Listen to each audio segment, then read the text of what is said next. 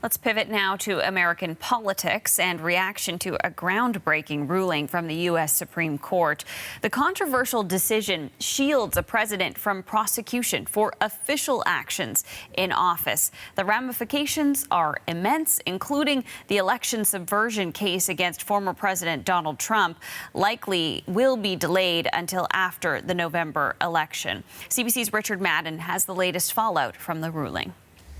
President Joe Biden very forceful, calling this ruling dangerous and unprecedented. Meanwhile, former President Trump is celebrating this historic ruling. So two starkly different reactions by both the current and former president to that historic Supreme Court decision on presidential immunity. Because not only has the High Court defined a whole new set of presidential powers, it also wrote official presidential acts cannot be used as evidence in a trial. So this now shields Donald Trump from any criminal prosecution while conducting official acts in office.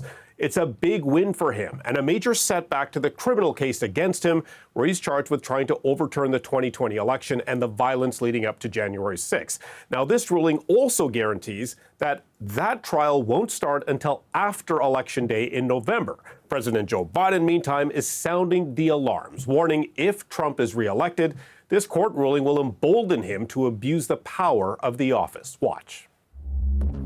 This nation was founded on the principle that there are no kings in America. Each of us is equal before the law.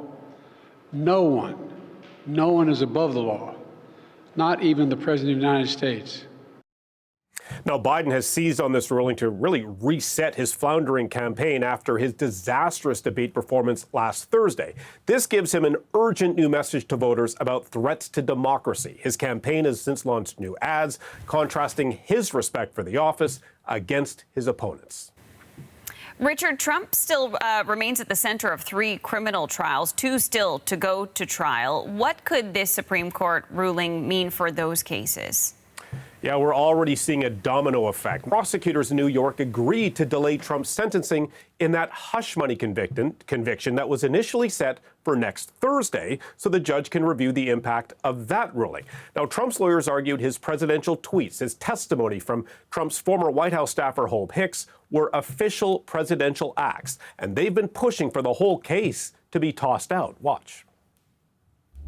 So what we have in New York is a situation where a substantial number of official acts of the presidency, things that we believe are official acts, were used as evidence to support the charges in that New York trial.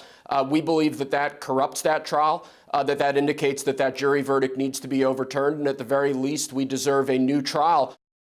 So there you go. It's ultimately up to the judge to decide whether to postpone the sentence, but with both sides in agreement, it's expected he will. Now, presidential immunity could also impact Trump's classified documents case in Mar-a-Lago. The federal charges in his January 6th election subversion case may need to be narrowed or refined, and same with a case in Georgia. Was Trump's call to its Secretary of State to, quote, find the votes, an official presidential act, or a private one?